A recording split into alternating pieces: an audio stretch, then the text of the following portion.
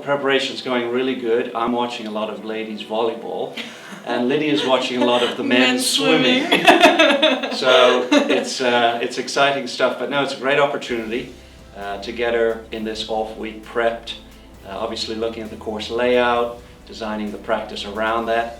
It's a new course for all the players, so that's kind of cool. Makes it, sort of that even playing field. But I think overall, just managing the yardages that they'll see down there. A little shorter course at 6250, and so some interesting design. But I think it'll be a fun week, a good test of golf. It's playing fast, it's playing hard, and it's windy. So I think overall great test for the girls and the guys. Yeah, really looking forward to it. Ever since they announced, I've been excited. So just to know that it's going to be really on next week.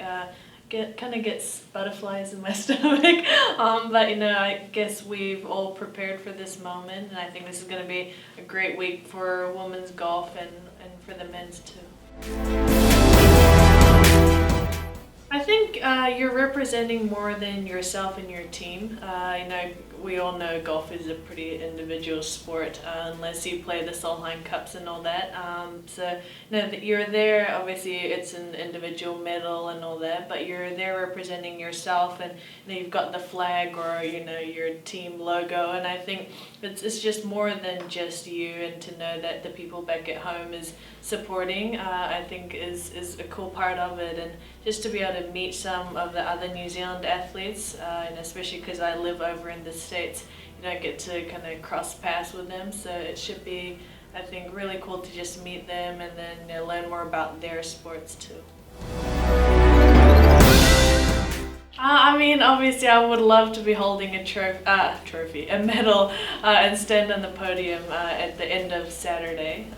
But it's I think there's so much more to enjoy about the Olympics, and just to be able to be there and just embrace the Olympic spirit is, I think, the most important thing. You can almost get too carried away by thinking, hey, you need to come off with a medal, and know that it's the top players there, and it's going to be a lot of good golf. So I just got to enjoy it, and I know that I perform the best when I do have fun, so hopefully they all lead to the right things.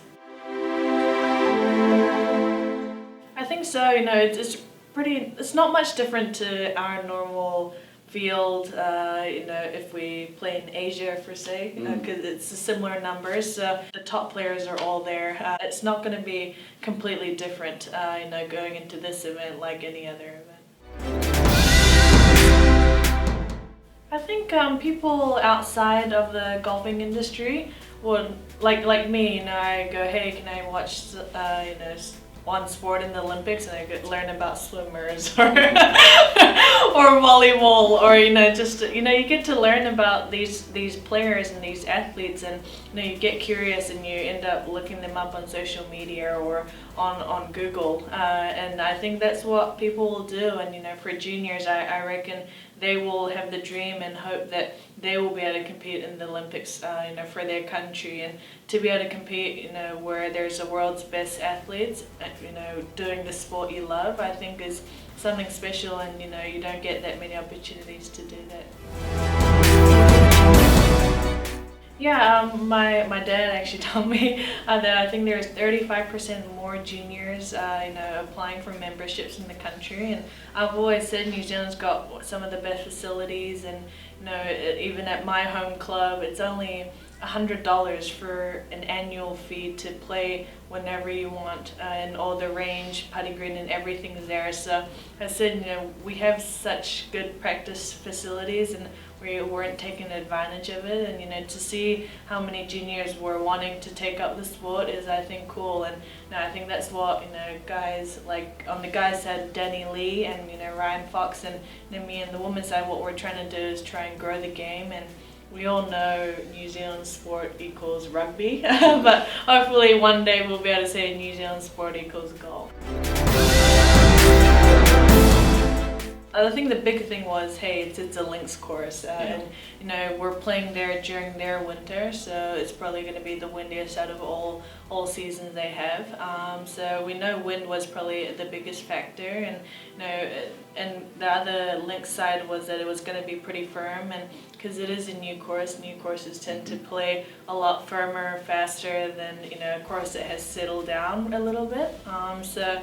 Obviously, it's hard to find really firm stuff here in Florida at this time of the year, but we've been just trying to imagine all these different type of shots, and you know because there are going to be a lot of sand, you know, fairways and around the greens, we've been doing, I guess, different distances in the bunkers, and you know, I think at the end of the day, it's going to be a lot about creativity, and you know, when you're really in that spot on Thursday or any one of the days, you never know what you're exactly going to get. Obviously, you're trying to prepare yourself so you can be as close as what you get, but it's always a little different, you know, when you're there during the tournament days. Well, you know, a lot of things you can do. You can go online, check out the course layout. I think in terms of the tees you're going to be teeing off, try and match your yardages in terms of your strategy to that yardage. You can simulate par threes.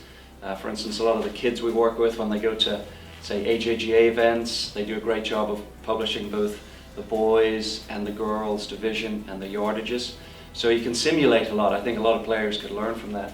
And I think in Lydia's case, if you've ever played golf, say, in Scotland or you know the UK, where you've played links golf, well, Lydia's played plenty, say, down in the Sandbelt region in Australia, which you take a course like Royal Melbourne, which you've played umpteen times, so she's going to see that same layout, you know, down in Rio. It's going to be firm, it's going to be fast, and throw in the fact that it's their drier, windier months. So I think just mentally, you know, just thinking about the yardages, rehearsing those in your practice, so simulating is very important, and then just, you know, keeping that flexibility in terms of your mindset in your shot making, so that when she goes down, there's really no surprises. It's just getting used to the speeds and the green complexes, and then having, you know, her and her caddy having a good battle plan for next week. My PE teacher told me I really am very low in other sports, so it's maybe tennis, because it's a ball sport and you're hitting it with something, so a racket, and then I don't know, I like playing match play, and there's no match play event, you know, on our tour until you get to those team events. So I think it's just cool that, you know, every match, you know, it could be done, and you know, no matter what ranking you can, there are some of these upsets that you didn't expect. I played touch rugby in school, but I got out pretty quickly. So rugby and cricket are probably the two sports I try and stay away from, because I've learned that I'm not good and not much to improve on too. Thank you. We'll be cheering you on. Perfect, thank you.